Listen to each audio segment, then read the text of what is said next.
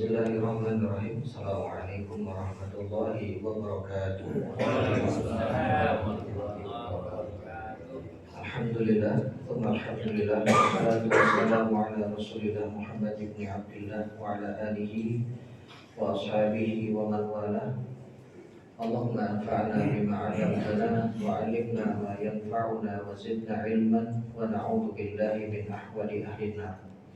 Bapak Ibu jamaah salat subuh yang semoga dirahmati Allah. Alhamdulillah pada kesempatan yang mulia pada pagi hari ini Allah memberikan kita kesempatan untuk menambah puji-puji kebaikan dengan kita dibangunkan dari awal dan melakukan rangkaian aktivitas sebelum subuh, baik itu sholat, zikir maupun baca Quran, dan kemudian kita sambung dengan sholat subuh berjamaah yang dilanjutkan dengan kajian.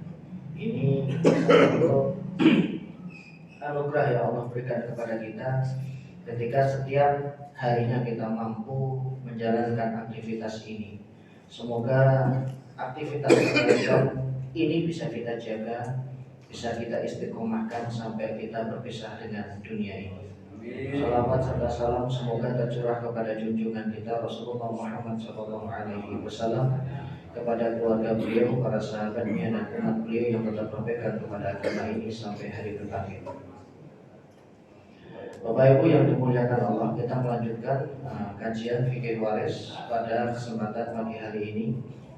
Kita akan membahas mengenai ahli waris dari golongan wanita. Kalau kemarin pada pertemuan sebelumnya kita sudah urai ahli waris dari golongan laki-laki.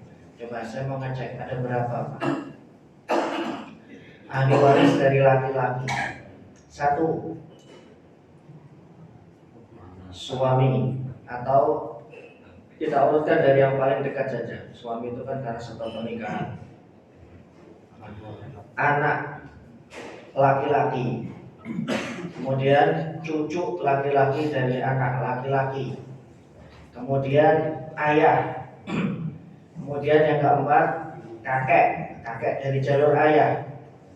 Ini yang utama, keluarga utama. Kemudian furuknya ada saudara laki-laki sekandung 5, ada saudara laki-laki seayah 6, ada saudara laki-laki seibu 7. Paham Pak ya, saudara laki-laki seayah, seibu, dan sekandung sudah beberapa kali saya urai.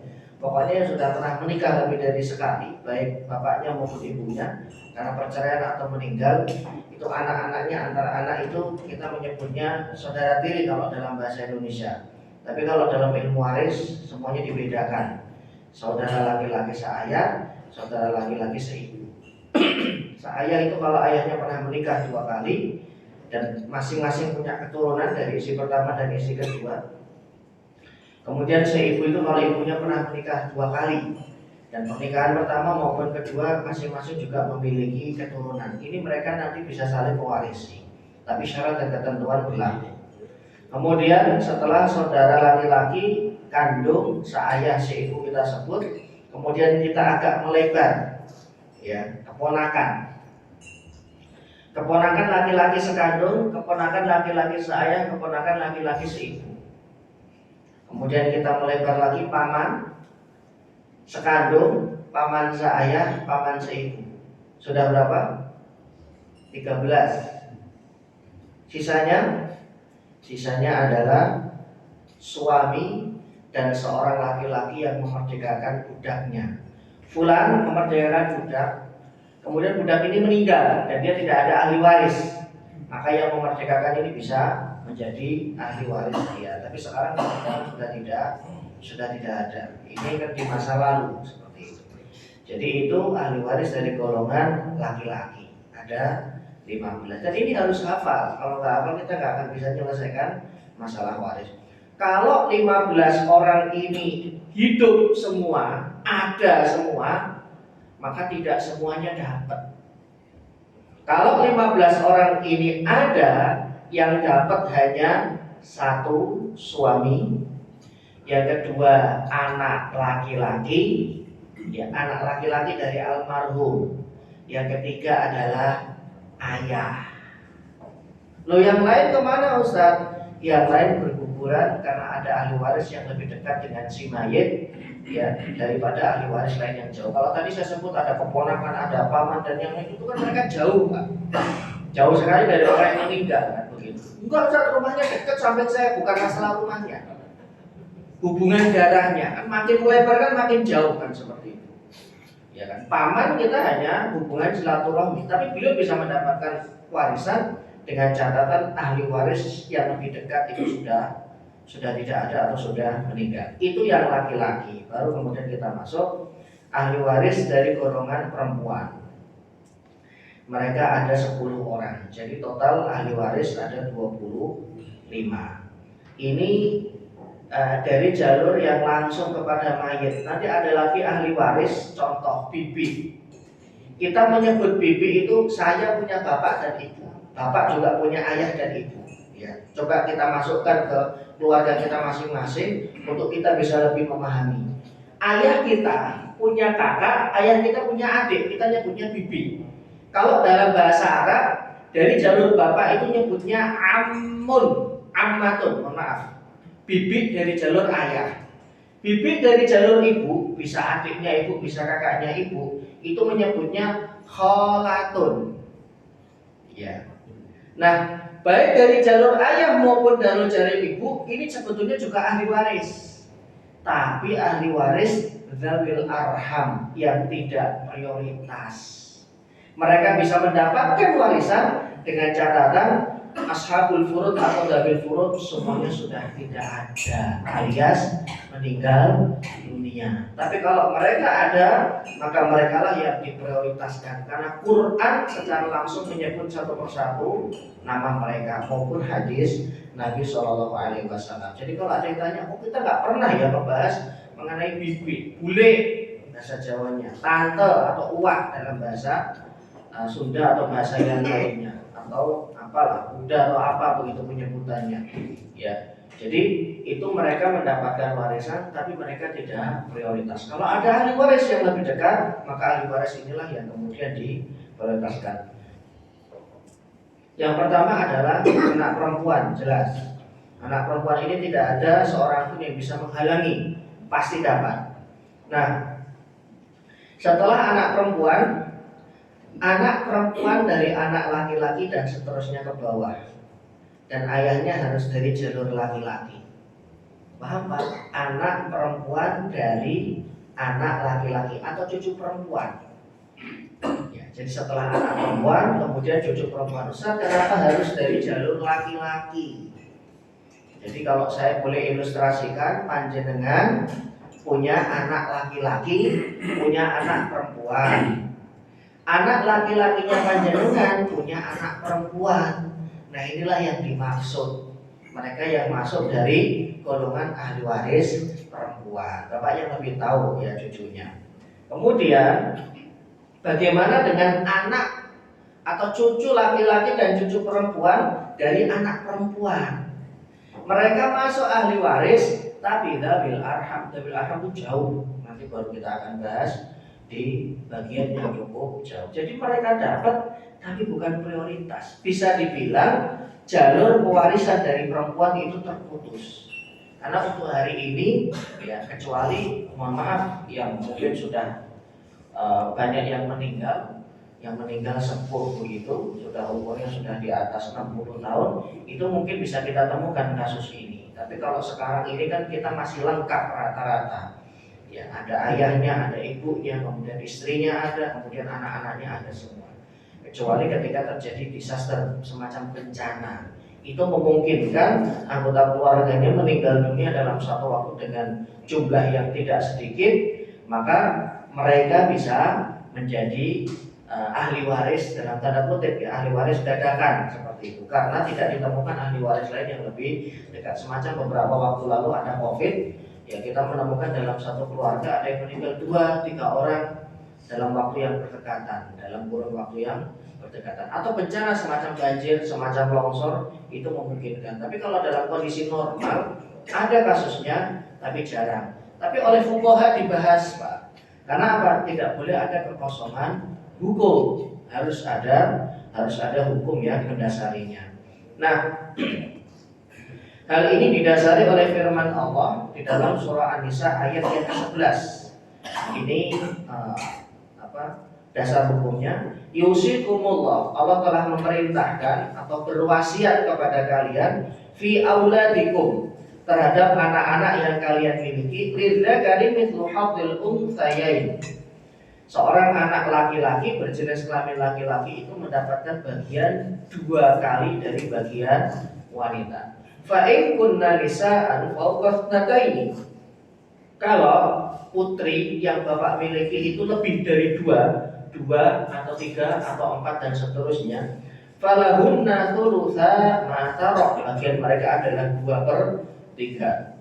Wa in kanat wahidatan, kalau hanya memiliki seorang saja anak perempuan, tidak memiliki anak laki-laki, jadi anaknya tunggal cuma 1 perempuan, maka bagian anak perempuan ini adalah setengah. Dan ini berlaku untuk keturunannya seperti itu. Dengan catatan induknya sudah meninggal terlebih dahulu. Karena yang lebih dekat itu bisa menghajab yang lebih atau menghalangi yang lebih jauh untuk mendapatkan warisan. Kemudian di sini ada catatan, bukan termasuk keturunan yang mendapat waris secara langsung furud muqaddarah bintu bintil ibn, cicit perempuan dari cucu perempuan dari anak perempuan. Nah, kan? Ayo Pak, paham nggak? Ini yang paling susah dari waris yang memahami ini, karena mereka itu membahas, para ulama itu membahas sampai 5 kakek di atas kita. Nanti kalau kita ini kan ada salah satunya adalah nenek. Ya, pembahasan ahli waris adalah nenek. Itu nenek itu ada namanya istilah nenek sahih, kemudian nenek fasid. Ini lumayan rumit karena ke atasnya itu saya sudah lupa.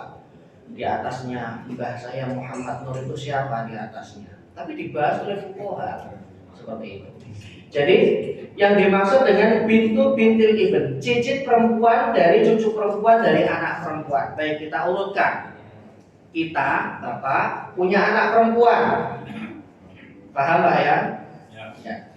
Silahkan disebut sendiri-sendiri namanya untuk memudahkan. Anak perempuan Bapak menikah dengan seorang laki-laki, mantu. Dari pernikahan ini lahir anak perempuan dan anak laki-laki. Nah, yang dimaksud ini adalah anak perempuannya. Berarti beliau cucu perempuan dari anak perempuan Bapak. Nah, cucu perempuan ini kemudian menikah dengan laki-laki. Dia punya keturunan, salah satu keturunannya berjenis kelamin perempuan. Nanti kan cicit jatuhnya. Jauh banget ya, memang jauh ini sudah cicit, buyut ke cicit begitu.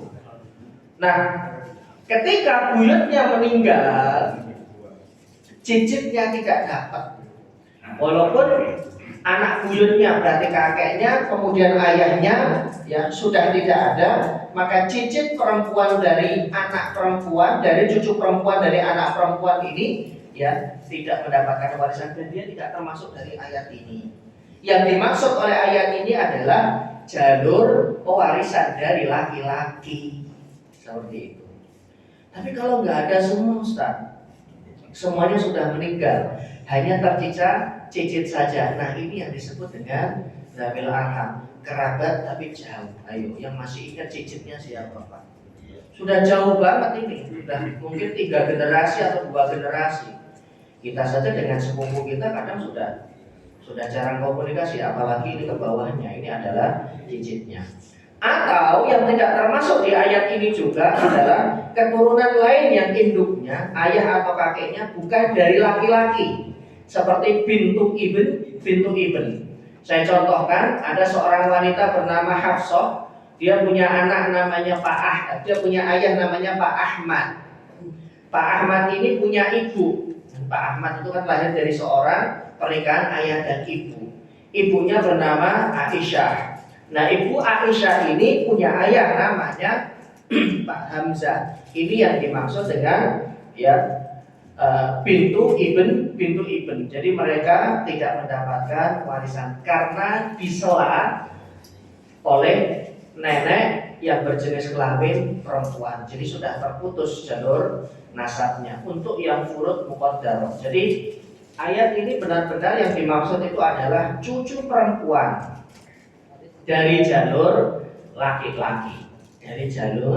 laki-laki. Jadi anaknya kita punya anak laki-laki kita punya anak perempuan. Nah, itu yang dimaksud. Nah, maka kalau cucu perempuan ini kemudian menikah dan melahirkan lagi, ini sudah terputus jalur nasabnya, bukan jalur nasabnya, jalur warisnya. Tapi kalau kita punya anak laki-laki, kita punya cucu laki-laki kita menikah kemudian ada anak laki-laki yang dimiliki, dia masih bisa dapat dari jalur pewarisan golongan laki-laki. Paham Pak sampai di sini? Paham enggak?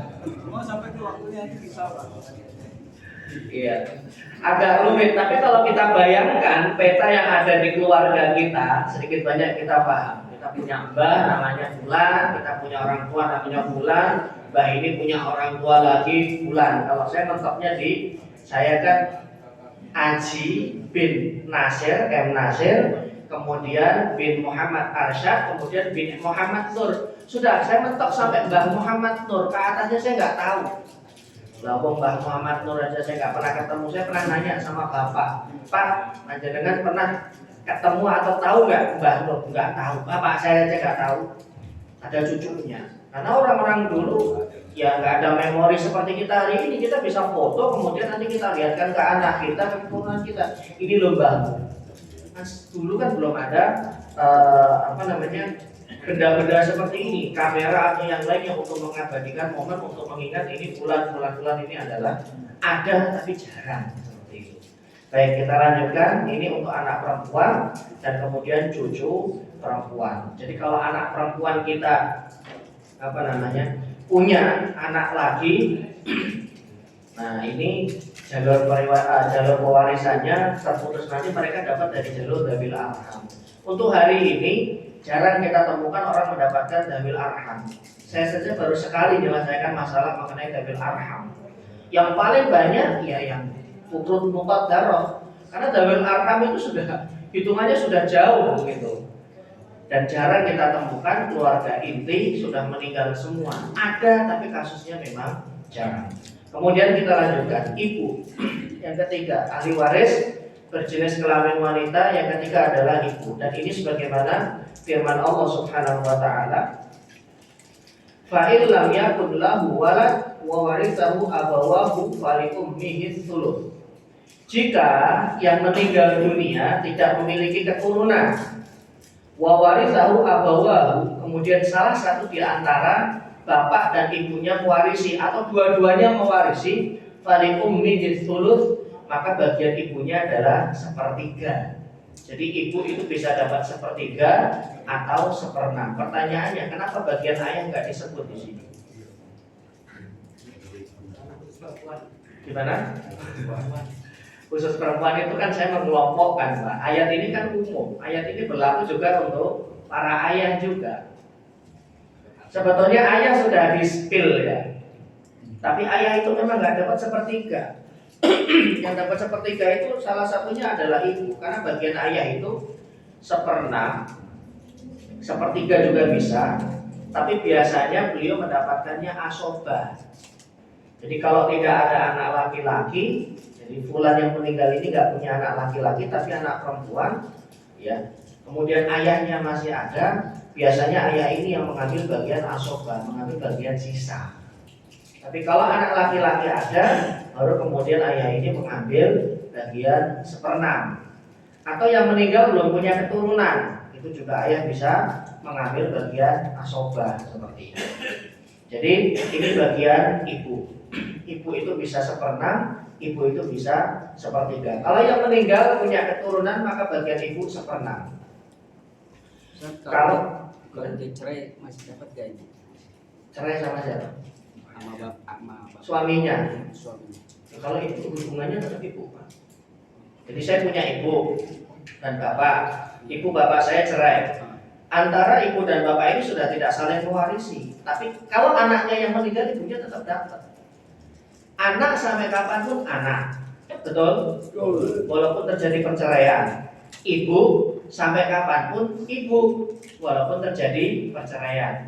Bapak sampai kapanpun bapak, karena mereka mewarisi dari jalur nasab.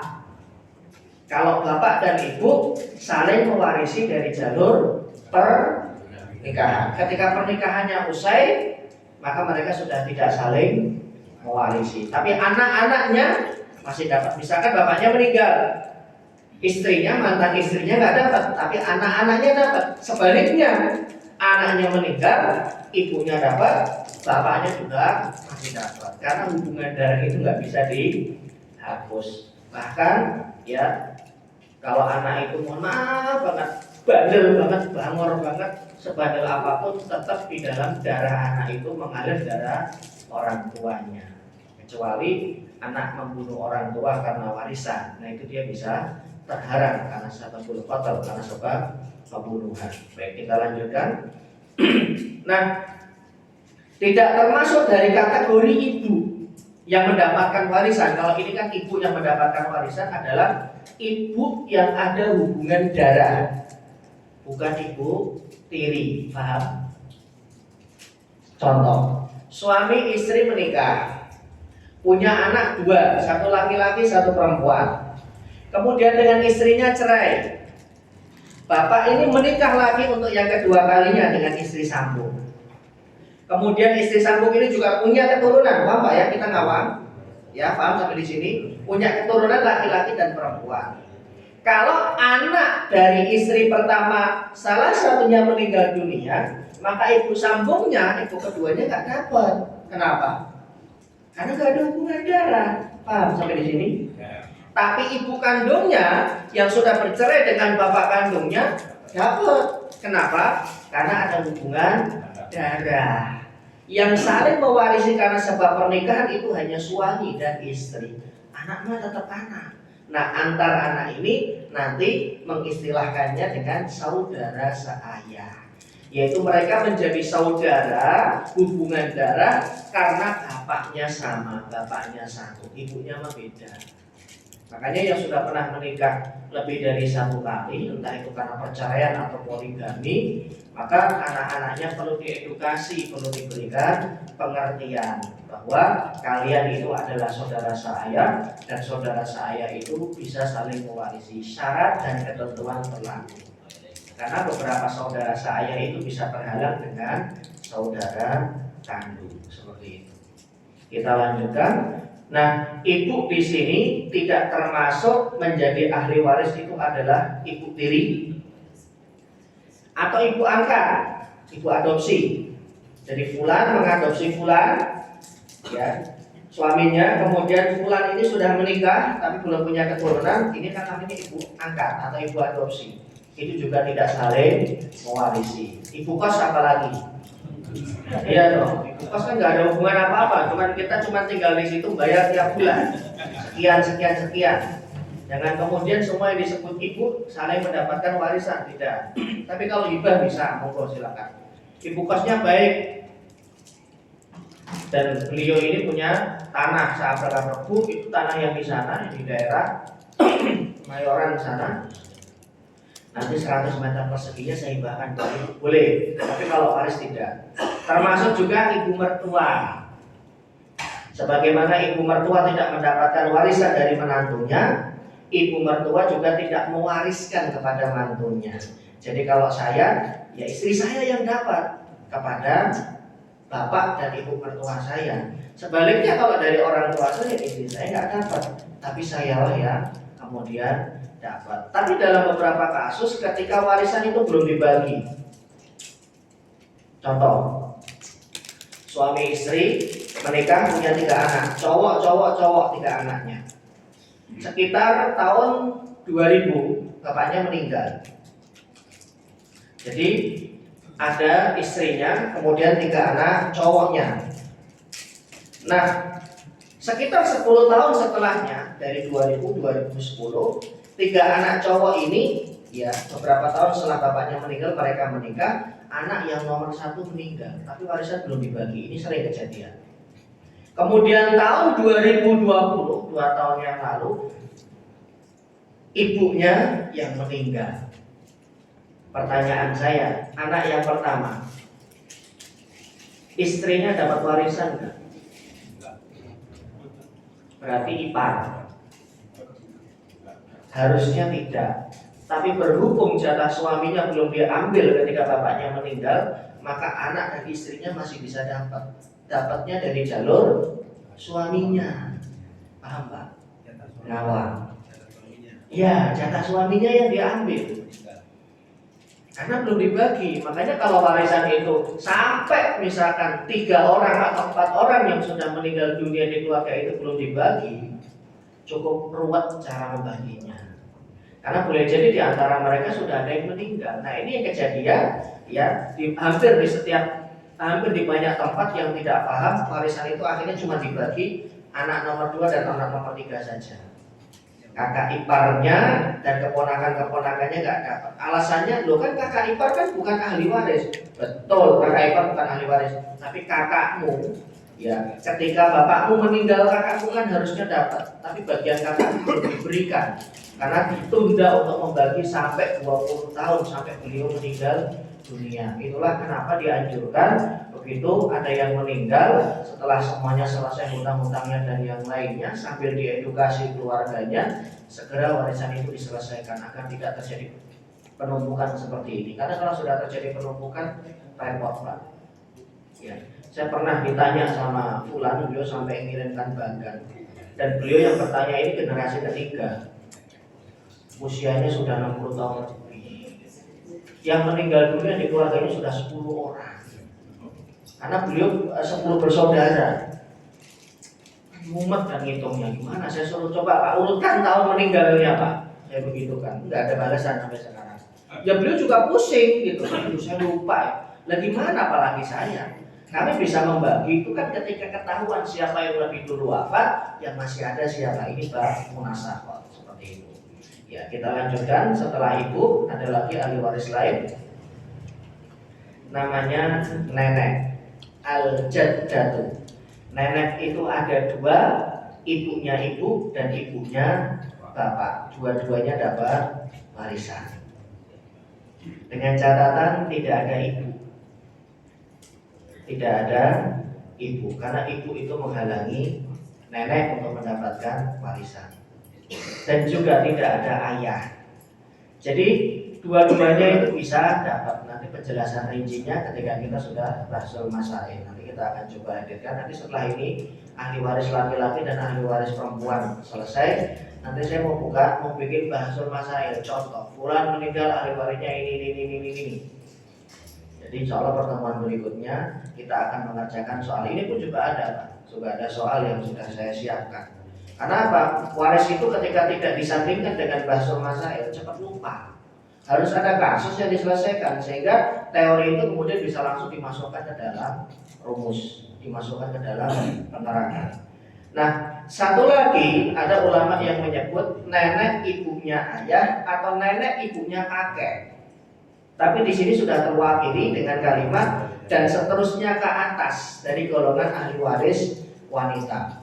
Nah, dasarnya adalah hadis yang diriwayatkan dari seorang sahabat namanya Buraidah radhiyallahu anhu. Buraidah menceritakan anna nabiyya ja'ala lil jaddati as-sudus illam yakun dunaha Nabi menetapkan bagian nenek baik dari jalur ayah maupun dari jalur ibu. Bapak ya, kita punya bapak kita punya ibu, kita nyebutnya nenek. Kita punya ibu eyang, ibu kita punya ibu, kita juga nyebutnya nenek. Nah dua-duanya itu bisa dapat. Syarat dan ketentuan berlaku. Kalau kita berbicara ibunya ayah kita punya ibu. Kalau ayah kita ada, maka ibunya ini terhalang karena ada ayah. Anaknya kan ada. Yang lebih dekat dengan si mayit ini kan ayah. Saya, bapak saya, kemudian mbah saya. Mbah saya ini adalah ibunya bapak. Maka kalau bapak saya ada masih hidup, mbah saya nggak dapat. Kalau bapak saya sudah meninggal, mbah saya bisa dapat. Yang kedua, saya punya ibu saya punya ibu, mbah juga kita nyebutnya. Kita nyebutnya mbah juga. Nah, kalau ibu saya masih ada, maka mbah saya tidak mendapatkan. Karena syarat untuk nenek bisa mendapatkan itu adalah ketika yang lebih dekat dengan si mayit dalam hal ini ayah dan ibunya sudah wafat terlebih dahulu sebelum neneknya. Tapi kalau masih ada, mereka bisa saling mewarisi. Tapi lain cerita kalau dua-dua nenek ini ada, ini ngawang, nenek dari jalur ayah ada, nenek dari jalur ibu ada. Kemudian ayah masih hidup, maka ibu sudah meninggal, ibu kita sudah meninggal. Maka yang tidak mendapatkan warisan itu adalah nenek dari jalur ayah. Nenek dari jalur ibu masih dapat. Kenapa? Nenek dari jalur ayah terhalang oleh yang ada di bawahnya, yaitu ayah yang lebih dekat dengan orang yang meninggal. Sedangkan nenek dari jalur ibu, ayah tidak bisa menghalangi nenek dari jalur ibu dari kasus ini. Karena ini seolah-olah nenek itu mendapatkan bagian dari jalur ibunya. Seperti itu. Pengganti ibu siapa? Ya nenek dari jalur ibu yang masih hidup. Ini kalau tingkatannya ini nenek generasi pertama. Sedangkan nanti di sini dibahas nenek sampai generasi kelima. Mungat dia pasti mungat. Karena yang bagian mungatnya dari bagian waris ini. Jadi ini hadisnya riwayat dari Buraidah bahwa Nabi SAW menetapkan bagian 1/6 untuk nenek jika tidak diselingi ibunya mayit. Berarti ini adalah ibunya ibu. Nah, kemudian berbicara tentang hak waris nenek, baik nenek dari jalur ibu maupun nenek dari jalur ayah, maka kita harus membedakan terlebih dahulu antara nenek yang berat menjadi ahli waris atau nenek sahihah istilahnya, dan juga termasuk dari golongan dawil arham, nenek fasidah. Mereka dapat tapi tidak prioritas, namanya dawil arham. Maka langkah pertama yang harus kita paham dan membedakan adalah dengan cara kita melihat kakeknya, kakek sahih dan kakek fasid. Ini yang agak rumit. Ya, nanti kalau misalkan agak rumit kita skip saja. Kenapa? Jarang di Indonesia. Ada kasusnya tapi jarang. Yang ada kan buyutnya dulu yang meninggal. Jadi saya, anggaplah bapak saya, kemudian saya bin Muhammad Nasir, bin Muhammad Asad, bin Muhammad Nur. Saya meninggal, bapak saya sudah meninggal lebih dulu, mbah saya sudah meninggal lebih dulu, Mbah Muhammad Nur masih hidup ketika saya meninggal. Ini kan jarang, jangankan Mbah Muhammad Nur, bapak saya aja nggak ketemu Mbah Muhammad Nur. Kan jarang, tapi dibahas Pak sama fuqaha, sama ahli waris, karena hal-hal yang tidak terduga di masa depan oleh para ulama fikih itu dibahas agar tidak terjadi kekosongan hukum seperti itu. Nah, kakek sahih adalah kakek yang dalam garis nasabnya ke mayit tidak diselingi oleh perempuan. Contohnya seperti ini. Ada seorang cucu atau cicit namanya Pak Budi. Pak Budi itu punya bapak namanya Pak Yahya. Pak Yahya punya bapak lagi namanya Pak Slamet. Jadi Pak Budi itu cucunya Mbah Slamet. Ini kakek pertama, generasi pertama. Mbah Slamet punya ayah namanya Mbah Haidar. Mbah Haidar itu berarti kakek generasi keduanya dari Pak Budi. Nah, Mbah Haidar punya bapak lagi namanya Pak Nasir, Mbah Nasir. Mbah Nasir itu kakek generasi ketiga. Kemudian Mbah Nasir punya bapak lagi namanya Mbah Qadir. Pak, coba ada yang kakek generasi keempatnya masih hidup? Ada. Tapi orang Arab, Pak, khususnya dulu kalau dulu Quraisy itu sampai nasabnya jauh kelima itu faham, tahu, luar biasa. Jenengan itu kalau haji dan umroh nggak disebut nama lengkapnya. Yang disebut nama lengkapnya adalah bapaknya sampai kakeknya juga. Jadi bapak kemudian kakek, misalkan Haji Muhammad Nasir Muhammad Arsyad. Coba lihat aja paspornya, paspor umroh masih seperti itu, karena memang orang Arab itu ya perhatian banget dengan yang namanya nasab. Kalau kita kan jarang gitu, namanya aja namanya Muhammad Septrian Prayoga Ayuningra, udah panjang, udah 4 namanya. Kalau ditambah kakeknya dan bapaknya dan kakeknya makin panjang. Ini yang disebut dengan jalur kakek sahih. Apabila Pak Budi meninggal, jadi Mbah Yahya, Pak Yahya, Mbah Slamet dan Mbah Haidar sudah meninggal lebih dulu. Seandainya Pak Budi itu meninggal, kemudian Mbah Nasir masih hidup, maka Mbah Nasir bisa dapat. Ini namanya jalur kakek sahih. Kakek yang tidak diselingi oleh nenek atau nenek perempuan dari jalur mereka. Seperti apa? Contoh yang lain, sedangkan kakek fasid itu adalah kakek yang dalam garis nasabnya kepada si mayit diselingi oleh perempuan. Masih nasab yang sama dari nasabnya Pak Budi, saya ambilkan. Pak Budi punya bapak namanya Pak Yahya. Pak Yahya punya bapak namanya Mbah Slamet. Mbah Slamet ini kan punya ayah, kalau di sebelumnya namanya Mbah Haidar. Ternyata Mbah Haidar itu menikah sama orang yang namanya Ibu Khadijah, ya kan? Nah, Ibu Khadijah ke atasnya kan juga punya nasab, Pak. Kalau nasabnya Mbah Haidar, punya bapak namanya Nasir, punya mbah namanya Qadir. Nah, Ibu Khadijah itu punya bapak namanya Mbah Yusuf, punya bapak lagi namanya Mbah Arif. Nah, Mbah Yusuf itulah yang disebut dengan kakek fasid yang terputus jalur pewarisannya. Karena apa? Karena diselingi Mbah Khadijah. Paham sampai sini? Jeng jeng jeng. Aduh, nggak kebayang Ustaz. Jangankan sampai 4, buyut saya saja nggak tahu. Iya. Karena memang ini sudah jauh sekali jalur. Nah, seandainya Pak Budi meninggal, kemudian Mbah Yusuf bin Arif itu masih ada, maka Mbah Yusuf ini tidak dapat. Itu yang namanya nenek fasid. Kecuali semua ahli warisnya Pak Budi sudah nggak ada, maka Mbah Yusuf bin Arif bisa dapat, tapi dari jalur Zawil Arham. Tapi kan ini kecil kemungkinannya dan kasus di Indonesia jarang.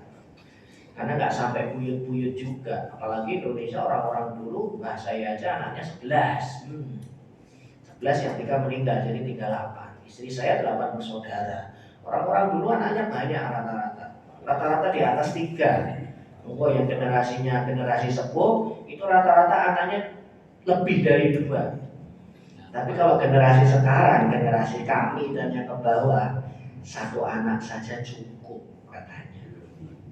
Bukan 2, 1 anak saja cukup. Sekarang sudah lebih dikurangi lagi, Pak. Kalau program pemerintah itu kan KB 2. Ya, kalau sekarang yang generasi di bawah, under, ya, yang sekarang mungkin umurnya sekitar 30-an, 1 anak saja cukup. Padahal kita nggak tahu ini anak umurnya, apakah anak ini yang duluan meninggal atau kemudian bapaknya. Kalau anaknya duluan meninggal, nggak ada keturunan habis. Karena apa? Karena dapat mindset, dapat input, banyak anak nanti susah nyekolahin. Mending anaknya 1 tapi sekolahnya berkualitas. Betul, sekolahnya berkualitas sampai S1, S2 dan S3, kemudian meninggal dunia sebelum orang tuanya. Dan celakanya lagi dia belum nikah. Putusnya itu nggak ada. Bukan saya nyinyir, tidak, tapi anak itu membawa barokah. Anak itu membawa barokah, punya rezeki sendiri, nggak usah takut, nggak usah khawatir. Kenapa? Yang bakal menemani kita di hari tua ya anak-anak. Ketika anak itu kemudian kita didik dengan cara yang baik, dikenalkan agama, tumbuh besar, maka inilah nanti akan menemani hari tua kita, ya sampai kita berpisah dengan dunia ini. Ya mereka gandeng ke masjid, masya Allah, senang begitu kalau melihat ada anak yang gandeng bapaknya atau ibunya ke masjid. Ayo Mbak, nggak bisa digendong atau didorong sampai bawah kursi roda. Ya Allah, ini anak luar biasa sekali kalau ada yang seperti itu. Jadi ini pembicaraan mengenai nenek dari jalur kakek fasid dan kakek sahih. Ini baru kakeknya. Nah ini neneknya. Ini agak mumet Pak. Tapi kalau mumet nanti kita skip saja. Langkah kedua setelah kita memahami perbedaan kakek sahih dan kakek fasid, maka kita akan paham perbedaan antara nenek sahihah dan nenek fasidah. Nenek sahih adalah nenek dalam garis nasabnya kepada si mayit tidak diselingi oleh kakek fasid. Kakek fasid itu tadi kakek yang diselingi oleh perempuan. Kemudian sedangkan nenek fasidah adalah nenek yang dalam jalur garis nasabnya ke mayit diselingi oleh kakek fasid. Masih bingung, patokannya adalah apakah diselingi oleh kakek fasid atau tidak, ya. Nenek yang ada di jajaran nasab kita yang kemudian dikatakan nenek fasid itu apabila diselingi oleh nenek yang berjenis kelamin perempuan. Tapi kalau laki-laki semuanya, kan nasab, makanya nasab itu disandang anak laki-laki. Saya menyandang nasab bapak saya, Pak Muhammad Nasir. Saya punya adik perempuan. Adik perempuan saya punya anak, maka anaknya adik perempuan saya nggak bisa dibinkan ke Bapak Muhammad Nasir. Kalau anak saya kan yang nomor 1 namanya Fatih. Fatih bin Muhammad Haji bin Muhammad Nasir, nyambung. Tapi anak namanya Rasya atau siapa itu anak adik saya. Binnya bin bapaknya itu kan adik ipar saya. Kemudian nyambungnya kemana? Ke bapak dia. Pak Muhammad Nasir sudah ketinggalan jauh. Kenapa? Anak perempuan. Itulah kenapa anak perempuan tidak bisa menyandang nasab. Tapi bukan berarti kemudian ya di nomor 2 kan tidak, sama saja begitu ya. Cuma itu kelebihan anak laki-laki. Yang dimaksud di sini adalah ketika diselingi oleh anak perempuan, maka anak perempuan ini tidak bisa meneruskan nasab. Nah, itu yang dikatakan dengan kakek fasid atau nenek fasid ya. Dari kasus di atas pewaris ibu wafat, ini kasusnya. Ada kasus dari jalur nenek. Ini pertanyaan salah satu jamaah, tapi bukan jamaah sini, tempat lain. Assalamualaikum warahmatullahi wabarakatuh. Ustaz, saya mohon untuk menjelaskan kasus waris yang saya alami. Saya seorang muslimah. Jadi perempuan ini yang bertanya dan beliau belum berkeluarga. Diasuh oleh nenek dari jalur ibunya ibu. Dari sejak kecil. Karena kedua orang tuanya sudah meninggal. Masya Allah, sudah yatim piatu ya, kasihan. Kemudian saya punya kakak laki-laki kandung. Jadi mereka 2 bersaudara, kakaknya laki-laki sama beliau berjenis kelamin perempuan, yang selalu memperhatikan pendidikan beliau. Sekarang beliau hidup berkecukupan. Ini yang perempuan ini memiliki aset dari hasil kerja, jadi pengusaha. Kemudian jika beliau wafat, siapa yang menjadi ahli warisnya? Ini kejadian. Kalau ternyata bapaknya sudah nggak ada semua, tapi beliau ini tidak bercerita apakah punya paman atau tidak, hanya yang disebut. Tapi sebetulnya kata kuncinya pada saudara laki-laki kandung, karena dia bisa menghalangi paman, kan begitu. Kalaupun paman ada pasti terhalang. Jika saya wafat, siapakah yang menjadi ahli waris saya? Setelah ditelusuri, ternyata nenek dari jalur ayah, ibunya ayah itu masih hidup juga. Jadi mereka sudah lama kontak, begitu, sudah lama tidak kontak. Karena bapak biasanya kan gitu Pak ya, bapak dan ibu sudah meninggal, anak ini diasuh. Contohnya Rasulullah sajalah. Ketika Abdullah meninggal, Rasulullah diasuh oleh Ibu Aminah, ibu kandungnya beliau. Karena khawatir nasabnya hilang, Ibu Aminah itu aslinya bukan Mekah, tapi Madinah, bukan suku Quraisy, keturunan Quraisy. Ya, setelah Abdullah meninggal kan Ibu Aminah ke keluarganya biasa begitu ya. Kalau ada janda masih muda meninggal dan dia punya anak, dia lebih enjoy tinggal dengan orang tuanya. Tinggal antara jarak orang tuanya dengan mertuanya itu jauh atau enggak. Kalau dipisahkan pulau ini yang susah. Misalkan menikah dengan orang Padang, keluarga besarnya di Padang. Dia menikah kemudian sama orang Jawa, merantau di Kemayoran, di daerah dekat sini, di daerah Serdang misalkan. Kemudian suaminya meninggal dunia.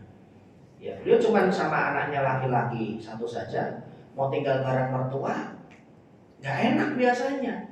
Nah, terus gimana? Ya, dia lebih nyaman dengan orang tuanya, pulanglah ke Padang.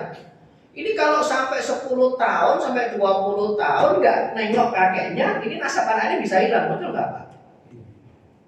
Nasabnya bisa hilang, karena anak ini nggak kenal mbah dari jalur ayahnya. Maka sesekali perlu silaturahim, ya ke Kemayoran. Tapi biayanya besar ya, kalau nggak bisa tiap tahun ya berapa tahun sekali. Biar apa? Biar anak ini tahu dari jalur mbahnya. Nah, Rasulullah seperti itu. Setelah Abdullah meninggal, Ibunda Aminah kemudian membawa beliau ke kampungnya Madinah. Khawatir kehilangan nasab, maka ke Mekah lagi. Pada akhirnya kemudian ibunya meninggal dunia, Ibu Aminah, di sebuah desa setelah nengok ziarah ke ayahnya. Nah, akhirnya kemudian beliau diasuh oleh Abdul Muthalib kan? Abdul Muthalib. Agar apa? Nasab beliau terjaga. Karena keluarga besar bapaknya di Mekah, suku Quraisy, jadi keturunan Quraisy bukan macam-macam, keturunan yang paling tersohor. Tapi kemudian setelah Ibunda Aminah wafat, kita sudah tidak lagi mendengar cerita dari keluarga Ibunda Aminah, ibunda Nabi SAW. Karena memang jalur nasabnya sudah terputus, jadi tidak bisa nyabet bin atau mengambil gelar dari ayahandanya dari Bunda Aminah, tapi ngambilnya Muhammad bin Abdullah bin Abdul Muthalib bin Hashim bin Abdi Manaf, ya terus ya sampai ke atasnya, sampai Qusay bin Kilab bin Murrah dan seterusnya sampai Nabi Ismail. Tapi kalau beliau Shallallahu Alaihi Wasallam kemudian diasuh oleh neneknya, nenek dari jalur Ibu Aminah, ya nasab beliau nggak terlalu dikenal. Siapa ya? Namanya Muhammad, putranya Abdul, cucunya Abdul Muthalib. Orang Mekah bilang, kok kami nggak pernah melihat ya? Kan jadinya seperti itu. Nah, mirip juga dengan ketika meninggal dunia ayahnya kemudian dibawa pulang. Nah, ini bisa jadi kejadiannya seperti itu. Saya tidak banyak secara detail. Nah, apakah boleh saya menghibahkan sebagian harta saya kepada nenek yang telah mengasuhnya, nenek dari jalur ibunya itu, sebagai balasan atas kebaikannya dalam membesarkan saya? Hibah ya Pak ya, bukan wasiat. Kalau hibah mah boleh-boleh saja kepada siapapun, bahkan kepada ahli waris. Hibah itu boleh diberikan kepada ahli waris, karena nenek di sini ahli waris, beliau nggak punya yang lain lagi. Tapi kalau wasiat tidak berlaku untuk ahli waris. Ini sebetulnya simpel ini menyelesaikannya. Ya, kita lanjutkan dulu. Nah, dari kasus di atas, pewaris wafat meninggalkan dua nenek dari jalur ibu dan dari jalur ayah, dan saudara laki-laki kandung, kakak kandungnya. Maka kedua neneknya dari jalur ibu dan ayah mendapatkan 1/6 dibagi 2, masing-masing 1/12. Sedikit ini, 16,6 bagi 2 berarti sekitar 8,4. 16 1/6 itu kan sekitar 16,6% Pak, kali 100%, dibagi 2, 8,4%. Nah, kalau nenek yang dari jalur ayah itu mendapatkan hibah, berarti kan sebelum wafat diberikan hibah, atau dua-duanya diberikan hibah, bisa saja. Tapi bagian dia dari waris itu tidak berkurang, tetap 16,6 atau 1/6 nanti dibagi 2. Karena hibah itu, orang yang sudah mendapatkan hibah bukan berarti dia tidak mendapatkan hak waris, tetap dapat hak waris. Ini banyak yang keliru di tengah masyarakat. Rumah sudah saya bagiin semua ke anak-anak saya kok.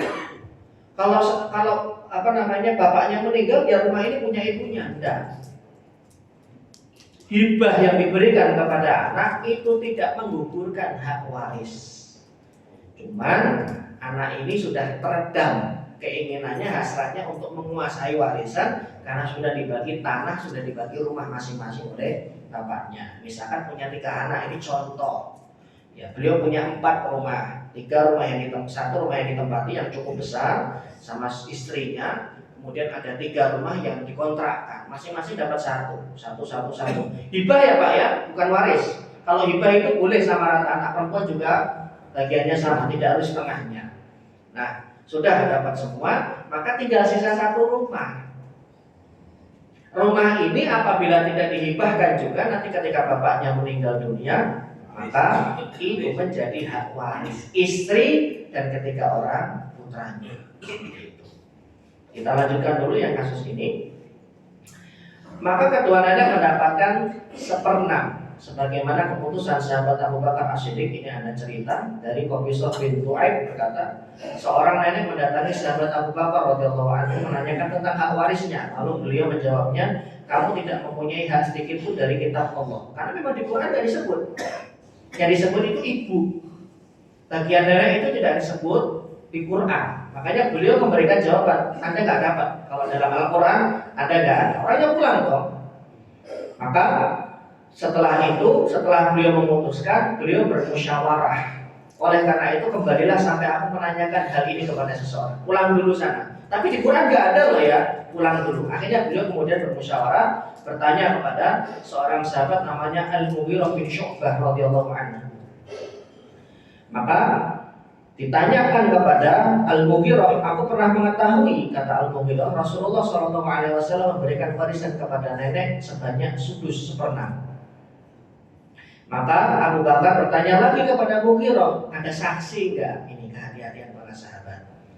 Karena hadis yang disampaikan oleh seorang sahabat itu akan menjadi kuat. Jadi bukan berarti sahabat Abu Bakar itu tidak percaya hadis Nabi, tidak, tapi litasabut, untuk memastikan bahwa betul-betul itu adalah kaulnya Nabi. Ada saksi nggak yang mendengar selain dari engkau? Padahal ini para sahabat loh ya, yang kesaksiannya udul, diterima semua. Maka Al-Mughirah kemudian mengatakan ada, namanya Muhammad bin Maslamah Al-Ansari. Beliau mengatakan, aku juga mendengar dari Rasulullah di waktu yang bersamaan. Karena kalau beliau berdusta atas nama Nabi, falyatabawa maq'adahu minan nar, ini hadis mutawatir. Maka persiapan orang yang berdusta atas Nabi itu satu tempat di neraka. Ini kan na'udzubillah. Walaupun seorang sahabat itu nggak mungkin berdusta atas nama Nabi, tapi sebagai bentuk kehati-hatian, sahabat Abu Bakar menanyakan, ada saksi nggak ketika Rasulullah mengatakan seperti itu? Ada orang lain yang dengar nggak? Ternyata Muhammad bin Maslamah mendengarkan dari Nabi. Maka setelah itu nenek itu dipanggil oleh beliau dan diberikan bagian seperenam dari cucunya yang meninggal. Berarti yang meninggal itu cucunya. Itu ketika beliau menjadi khalifah. Zaman pun bergulir, waktu pun bergulir, beliau meninggal. Sahabat Umar bin Khattab kemudian naik menjadi khalifah sebagai penggantinya. Maka kasus pun juga berkembang. Banyak nenek-nenek yang datang kepada sahabat Umar mengenai perihal warisannya. Maka sahabat Umar kemudian mengatakan, kamu tidak mempunyai sedikit pun di dalam kitab Allah dan tidak ada ketentuan yang dapat dipergunakan untuk menetapkannya, melainkan untuk selain kamu. Maka beliau mengatakan, jadi nenek ini lebih dari satu jumlahnya, dari jalur ibu, dari jalur bapak. Maka diberikan oleh beliau ketetapan, akan tetapi hanya bersama-sama, maka seperenam bagian untuk dibagi kalian berdua. Itu ketetapan dari beliau. Hadis ini diriwayatkan oleh Imam Abu Daud, kemudian At-Tirmidzi, kemudian Imam Ibnu Majah, kecuali Imam An-Nasa'i. Beliau tidak ikut meriwayatkan hadis tersebut. Cerita tadi Pak yang mengenai sahabat Abu Bakar As-Siddiq. Nah, kasus yang tadi kita kembali, seperenam dibagi dua nenek, sisanya diambil oleh saudara kandung laki-laki. Jadi 5/6-nya. Ini bagian paling banyak. Jika ada paman, maka otomatis paman terhalang dengan adanya saudara laki-laki sekandung. Dan ini sesuai dengan firman Allah. Walahunna di dalam surah An-Nisa ayat 176 mengenai kalalah, yastaftunaka fil kalalah. Mereka bertanya kepadamu mengenai kalalah. Ini rukun halaka. Jika ada orang yang meninggal dan dia tidak memiliki keturunan, ya maka bagian itu diberikan kepada saudara laki-laki dan saudara perempuannya. Maka saudara laki-laki mendapatkan 2 kali bagian lebih banyak daripada saudara perempuannya kalau mereka bersekutu. Maksudnya bersekutu itu, jadi kalau yang bertanya ini, saya punya kakak laki-laki dan saya juga punya kakak perempuan. Tapi karena dia nggak punya kakak perempuan, hanya kakak laki-laki, maka sisanya asobah bin nafsinya diambil oleh kakak laki-lakinya seperti itu. Dan sebenarnya orangnya belum meninggal, tapi beliau bertanya untuk mempersiapkan. Kalau seperti ini bagaimana? Kemudian yang berikutnya ada istri ini sudah setengah melewat ini. Mau diteruskan apa? Di stop Pak? Teruskan sedikit. Kemudian bagian istri.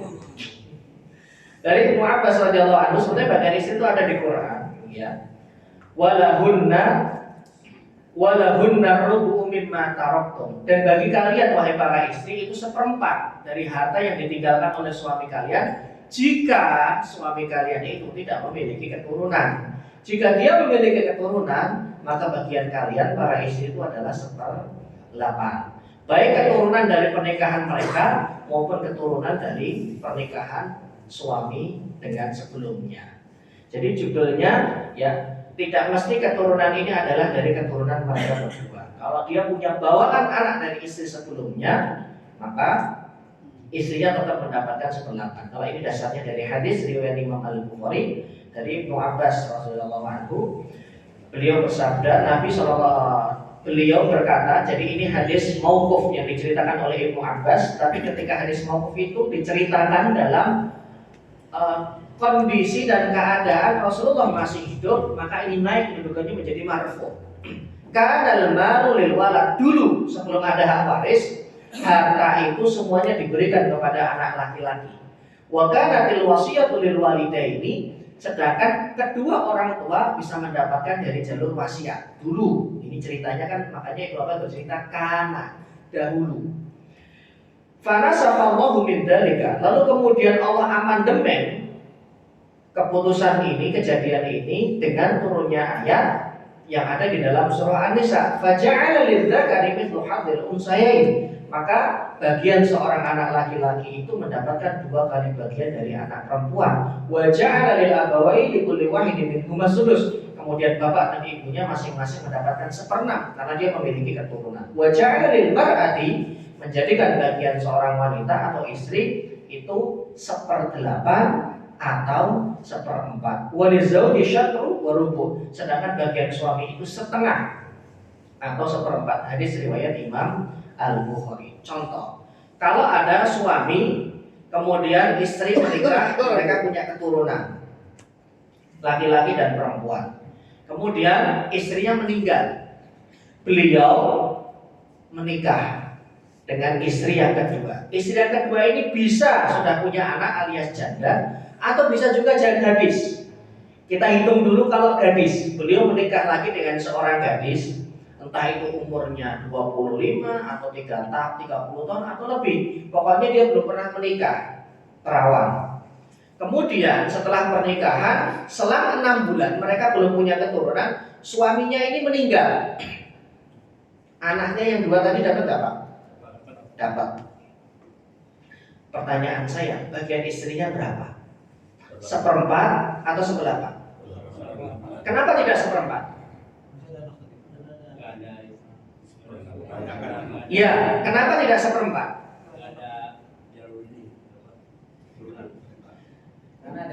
Karena ada anak dari jalur suaminya. Makanya beliau tidak mendapatkan 1/4. Jadi yang dihitung bukan si istri ini punya anak dari pernikahan suaminya atau tidak. Bukan. Tapi kalau suami itu membawa anak dari pernikahan sebelumnya, maka dia tetap mendapatkan 1/8, tidak mendapatkan 1/4. Kita balik kasusnya.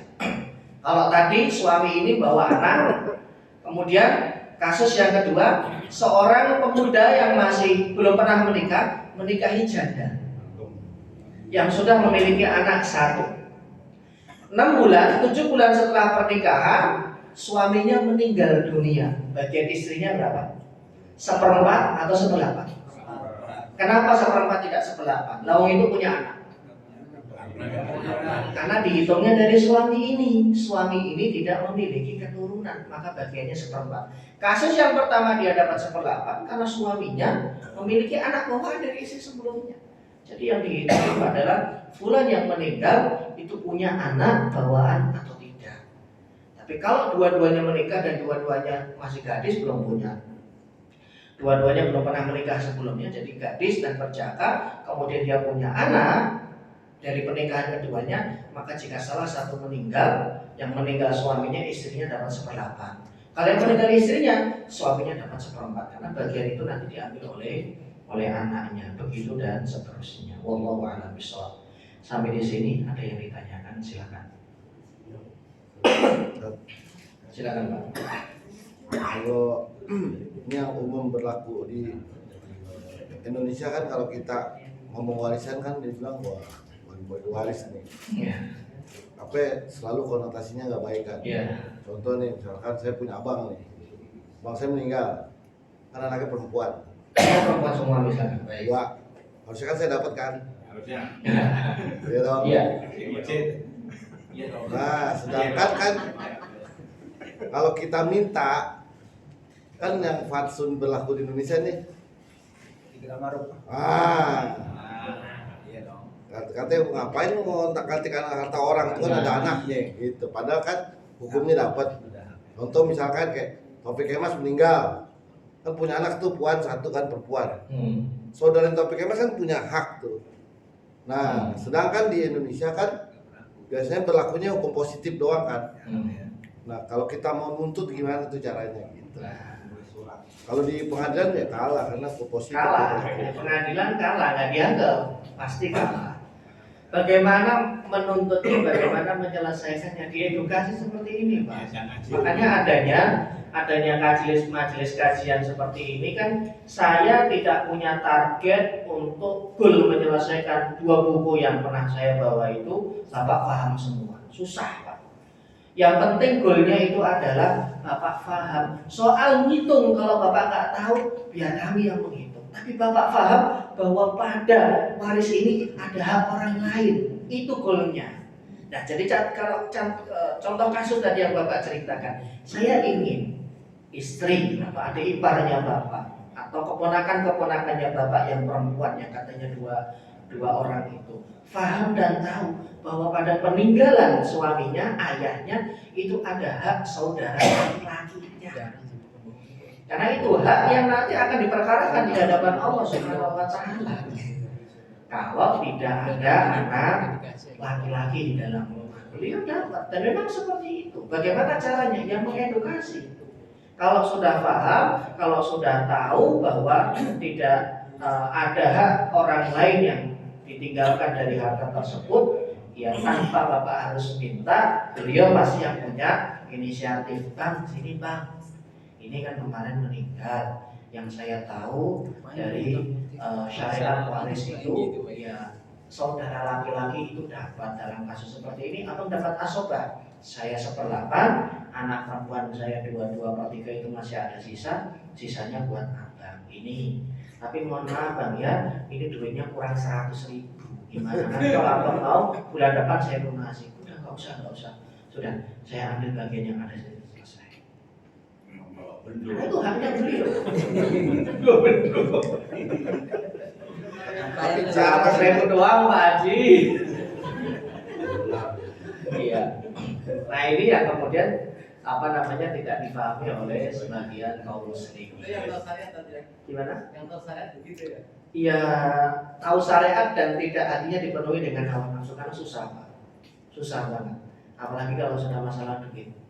Yang tahu syariat, kalau hatinya dipenuhi dengan hawa nafsu materi, punya obsesi pengen beli ini, pengen beli itu aja, itu juga belum tentu mau mengetahui. Jadi 2 hal ini harus bertemu, tunduk kepada syariat hatinya dan paham syariat, baru kemudian diberikan haknya.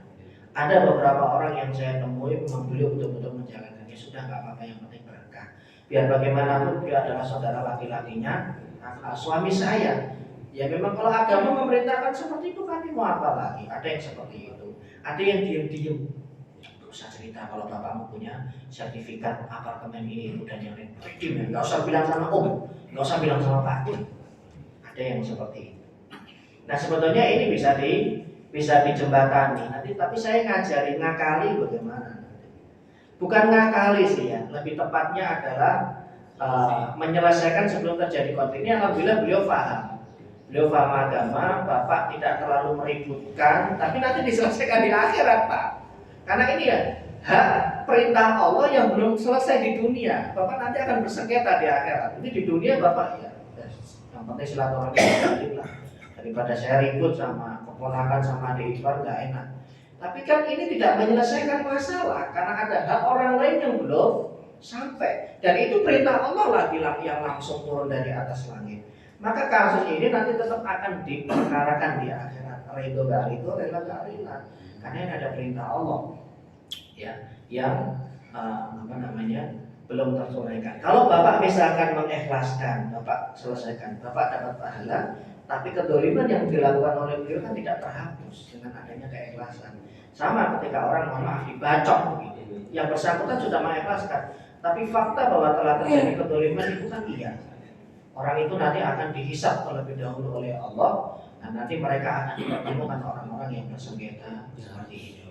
Jadi memang ini dilemanya ketika kita tidak memiliki anak laki-laki, itu harus paham. Makanya sepertinya sasaran kita adalah ya beliau-beliau yang memang belum pernah mengerti atau belum pernah sampai kepada ini pembahasan mengenai masalah waris ini. Yang penting tahu, paham ada hukum waris dan begini ketentuannya. Soal menghitung itu nanti bisa diserahkan kepada ahlinya yang lebih tahu. Tapi kalau sudah paham tahu, tapi saya nggak tahu cara ngitungnya. Tapi saya tahu abang dapat, karena abang ya adalah kakak laki-lakinya atau adik laki-lakinya dan saya tidak punya anak laki-laki. Ayo kita cari orang yang bisa menyelesaikan. Udah selesai seperti itu. Gitu. Baik. Cukup ya? Baiknya hibah al-syatiah. Gimana? Kalau Hibah ada cepat selesai. Ya, hibah kan nggak menghilangkan hak waris. Anggaplah kalau tadi kasusnya Bapak tadi, suaminya sudah menghibahkan rumah, tanah kepada anak dan istrinya. Kan pasti masih ada harta yang belum dihibahkan. Mobil misalkan. Ini mobil juga punya hak waris beliau. Iya, jadi hibah itu tidak menyelesaikan, cuman memang bisa meredam ahli waris. Jadi mereka sudah dapat bagian. Kalau hanya membagi mobil saja yang ketika ditaksir nilainya mungkin misalkan Avanza sekitar 100 juta, ya bagian beliau asobahnya kan sekitar 20-an juta lah, nanti bisa dihitung lagi. 2/3 sama 1/8 itu. 12,5 sama 66,6 berapa itu? 12,5 sama 66 78,5. Berarti bagiannya itu sekitar 21 ya sekitar 20 juta kalau Avanzanya dihitung sebagai, kan itu jauh lebih sedikit daripada sertifikat rumah dan yang lainnya gitu. Tapi kan haknya tetap harus disampaikan karena pembagian hibah kepada anak dan istri yang mereka merupakan ahli waris itu tidak menggugurkan hak waris ahli waris yang lainnya. Wallahu a'lam bishawab. Kalau saya buka nanti kita bisa sampai jam 6:30. Dan jenengan juga harus ngantar istrinya belajar. Kita tutup dengan doa. Bisa jadi risuk. Subhanallah, Allahumma wa bihamdika asyhadu an la ilaha illa anta astaghfiruka wa atubu ilaik. Assalamualaikum warahmatullahi wabarakatuh. baginya ribut dianggap